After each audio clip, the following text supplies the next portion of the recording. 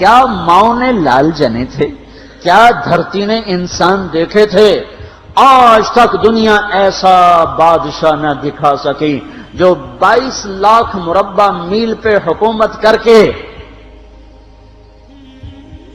مسجد میں جھاڑو دے رہا ہو، جو 22 لاکھ مربع میل پر حکومت کر کے پانی کی مشق کندھے پہ اٹھا کے بیوہ عورتوں کے گھر میں گھڑوں میں پانی بھرنے جا رہا ہو۔ امیر المومنین کہاں جا رہے ہو؟ فلاں اماں کے گھڑے میں پانی بھرنے جا رہا ہوں، فلاں کے گھر میں پانی بھرنے جا رہا ہوں۔ 22 لاکھ مربع میل پہ حکومت کر کے دھرتی نے ایسا بادشاہ نہیں دیکھا جو اونٹ چراتا پھر رہا ہو۔ اور جو بیت المال کا اونٹ گم ہوا، چولے کو باندھا اور دوڑ لگائی، آگے احنف بن قیس ملے، ارے کہاں جا رہے ہو امیر المومنین؟ کہ تو بھی آجا، بیت المال کا اونٹ گم ہو گیا ہے، مل کے تلاش کریں۔ پتہ نہیں کتنے مسلمانوں کا اس میں حصہ ہے۔ دھرتی ایسا بادشاہ نہ دکھا سکے گی، نہ دکھا سکے گی، کوئی ایسا آیا ہی نہیں ہے کہ جو اتنی بڑی سلطنت کا مالک ہو اور کیکر کے درخت کے نیچے بغیر پہروں کے سو رہا ہو۔ یہ ہمارے چھوٹے چھوٹے حکمران، ووٹوں کے ذریعے سے کرسیوں پر بیٹھنے والے، ان بے وقوفوں کے آگے بھی پہرے، پیچھے بھی پہرے، دائیں بھی پہرے، بائیں بھی پہرے، اوپر بھی پہرے، ان کی گاڑیاں بھی بلٹ پروف، یہ پھر بھی ڈرتے ڈرتے جا رہے کہ انہوں نے ظلم کیا، یہ اپنی ذات میں خوف زدہ ہو گئے۔ عمر نے اپنے نام کے ساتھ فاروق کا لقب آپ نے کہا عمر فرق بین الحق والباطل، عمر وہ عمر ہے جس نے حق اور باطل میں فرق کر کے دکھا دیا، اس لیے یہ فاروق ہے، اس نے حق اور باطل میں فرق کر کے دکھایا، یہ فاروق ہے۔ حسن بصری فرمایا کرتے تھے اپنی محفلوں کو عمر کے ذکر سے سجاؤ۔ حضرت عائشہ فرمایا کرتی تھیں عمر کے تذکرے کیا کرو کہ جب عمر کا تذکرہ ہوتا ہے تو عدل کا تذکرہ ہوتا ہے، جب عدل کا تذکرہ ہوتا ہے تو اللہ کا تذکرہ ہوتا ہے۔ کہ ہم عائشہ رضی اللہ تعالیٰ عنہا فرمایا کرتی تھیں اتنے بڑی سلطنت پر حکومت کرنے کے بعد اللہ کی راہ میں جانے والے مجاہدین کے گھر گیا کھڑا ہوا ہے، دروازے پہ دستک دے رہا ہے، بیٹی کوئی بازار سے سودا لینا ہو تو مجھے بتاؤ، تیرے گھر والا تو اللہ کی راہ میں ہے، میں تمہارے گھر کا سودا لے آؤں، کیا کیا چیز چاہیے؟ تم نے اپنے خامند کو خط لکھنا ہوگا، تم تو لکھنا نہیں جانتی، مجھے بتاؤ میں تیرے خامند کو تیری طرف سے خط لکھوں۔ اماں تیرا بیٹا اللہ کی راہ میں گیا ہوا ہے، مجھے بتا میں تیرے بیٹے کے نام تیری طرف سے خط لکھوں۔ اتنی بڑی جس کے سامنے قیصر اور کسرا زیر و زبر ہو گئے، کج کلا، وہ زمین میں جا کے تہ خاک میں وہ سارے ہیرے لال جواہر، وہ زمین میں لوٹ پوٹ کرنے والا، کسرا کے تخت کو توڑنے والا اور روم کی طاقت کو توڑنے والا، آل ساسان کی طاقت کو توڑنے والا اور نوشیروان کے خزانے مدینے میں لانے والا اور خسرو پرویز کے خزانے مدینے میں لانے والا اور رومت الکبرا کے خزانے مدینے میں لانے والا خود اپنے کرتے میں 14 پیوند لے کے چل رہا ہے۔ 14 پیوند کے ساتھ کرتا ہے، مہینے میں 1 دن گوشت کھاتے تھے، وہ روٹی کھاتے تھے کہ عام آدمی حلق کے نیچے نہیں لے جا سکتا تھا۔ ہے سال کی ابتدا اس شخص کی شہادت سے ہوتی ہے جس کو اللہ نے وہ عزت دی۔ آپ نے کہا میرے 2 وزیر آسمان میں، 2 وزیر زمین میں، آسمان پہ جبریل اور میکائیل میرے وزیر ہیں، زمین پر ابو بکر اور عمر میرے وزیر ہیں۔ آپ فرمایا کرتے تھے ابو بکر عمر اگر کسی بات پہ جمع ہو جائیں تو میں ان کے مشورے کے خلاف کبھی نہ کروں گا۔ ابو بکر تیری مثال ابراہیم کی ہے، عمر تیری مثال نوح علیہ السلام کی ہے، ابو بکر تیری مثال عیسیٰ علیہ السلام کی ہے، عمر تیری مثال موسیٰ علیہ السلام کی ہے۔ آپ مسجد میں آئے، آپ کے دائیں طرف ابو بکر تھے، بائیں طرف عمر تھے، آپ اندر آئے اور کہا دیکھو اسی طرح قیامت کے دن ہم اٹھیں گے کہ میرے دائیں طرف ابو بکر ہوگا، میرے بائیں طرف عمر ہوگا اور ہم ہاتھوں میں ہاتھ دیے ہوئے اٹھائے جائیں گے۔ اور ایک حدیث میں آتا ہے اور میرے قدموں سے بلال کو اٹھایا جائے گا جو نکلتے ہی اذان دے گا، جس کے اسلام لانے نے اسلام کو اونچا کیا، جس کے اسلام لانے نے باطل کو پست کیا، جن راہوں سے عمر گزر جائے شیطان وہ راہیں چھوڑ دیتا تھا۔ عرفات کا میدان تھا، 1.25 لاکھ مقدس ہستیاں سامنے ہیں۔ میرے نبی نے فرمایا اس وقت میرا اللہ میرے سب صحابہ پہ فخر کر رہا ہے اور عمر بن خطاب پہ خاص طور پہ فخر کر رہا ہے، خاص طور پہ فخر ہو رہا ہے، عمر بن خطاب پہ خاص طور پہ فخر ہو رہا ہے۔ میرے بعد کوئی نبی ہوتا عمر ہوتا۔ عمر، میں نے رات جنت میں محل دیکھا، ایک اینٹ موتی کی، ایک یاقوت کی، ایک زمرد کی۔ میں نے پوچھا یہ کس کا ہے؟ کہا گیا ایک قریشی کا ہے۔ میں نے کہا میں قریشی ہوں، اتنا خوبصورت محل ہے، میرا ہی ہوگا۔ جب جانے لگا تو فرشتے نے کہا یہ آپ کے غلام عمر بن خطاب کا ہے۔ وہ کیا مبارک لوگ ہیں کہ جنہیں نبی کے گھر میں قبر نصیب ہو، ایک طرف ایک ساتھی، ایک طرف دوسرا ساتھی، جن کو نبی کے دو پہلوؤں میں جگہ ملی ہو۔ وہ کیسی عظیم ہستیاں، اتنی بڑی سلطنت کا مالک اور اتنے بڑے عدل کی نشانی بن کر مدینے میں مسجد میں بیٹھے رو رہے ہیں۔ امیر المومنین کیوں رو رہے ہو؟ کہا دجلہ کے کنارے کتا بھی پیاسا مر گیا تو پوچھ تو عمر کی ہوگی، فرات کے کنارے کتا بھی پیاسا مر گیا تو پوچھ تو عمر کی ہوگی۔ راتوں کو پہرے دیے جا رہے ہیں، راتوں کو خبرگیری کی جا رہی ہے۔ مدینے کے باہر ایک خیمہ ملتا ہے، چند بچے ملتے ہیں جو رو رہے ہیں۔ ایک عورت ہانڈی چڑھا کے ڈوئی پھیر رہی ہے۔ پوچھتے ہیں بہن یہ بچے کیوں رو رہے ہیں؟ کہ یہ بھوک سے رو رہے ہیں۔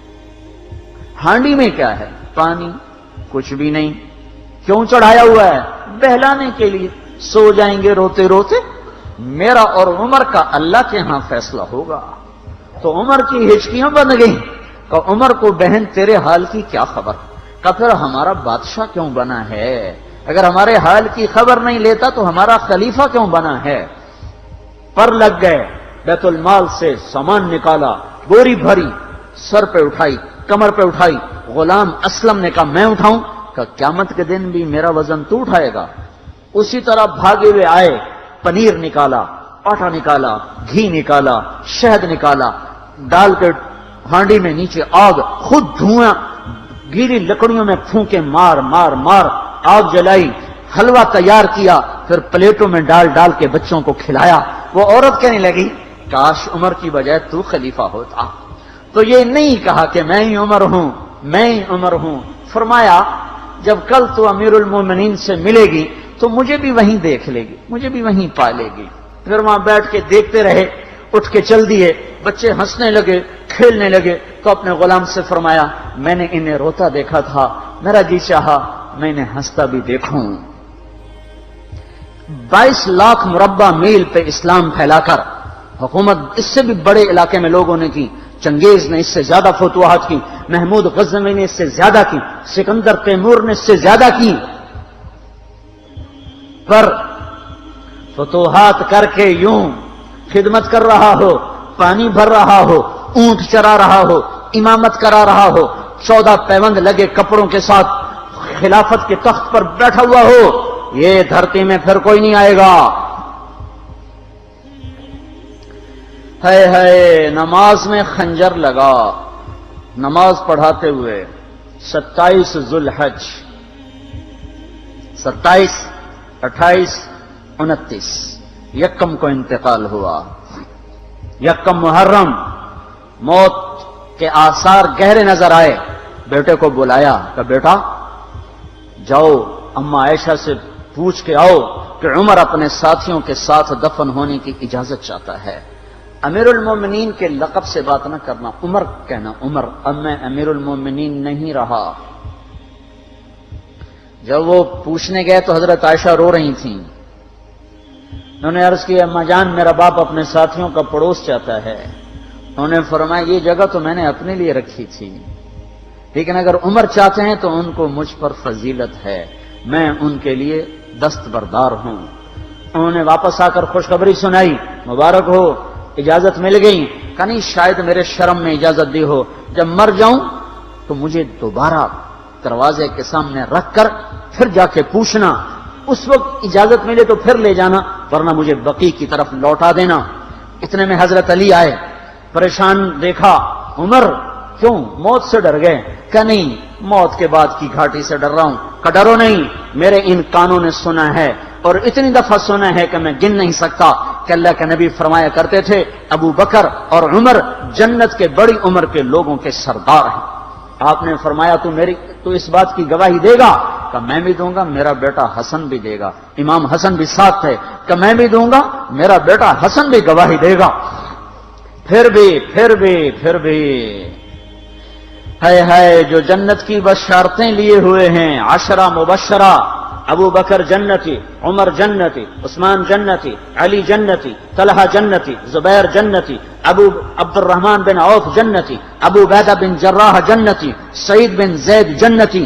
آپ نے نام لے کر گنے، نام لے کر گن کر کہا، سنو ابو بکر جنتی ہے، عمر جنتی ہے، عثمان جنتی ہے، علی جنتی ہے، طلحہ جنتی ہے، زبیر جنتی ہے، سعد بن ابی وقاص جنتی ہے، عبد الرحمن بن عوف جنتی ہے، ابو عبیدہ بن جراح جنتی ہے، سعید بن زید جنتی ہے۔ میں ان سے راضی ہوں، لوگوں ان کا حق پہچانو، میں ان سے راضی ہوں، میں ان سے راضی ہوں۔